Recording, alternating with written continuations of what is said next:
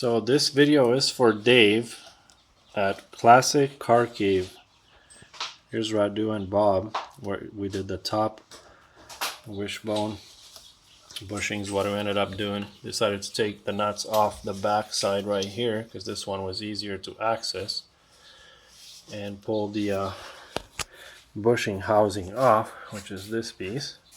Cleaned it really good, then slid the wishbone out this way and put new bushings and a new shaft in the back. This is loose, we didn't tighten it yet, so the next one is this one. And then we didn't have to take the ball joint out at all. We did take the sway bar bottom piece completely out, which is that right there, because we're gonna pound the bushings out of that one. And then I guess next would be the bottom A-arm, where we actually might have to separate the top ball joint.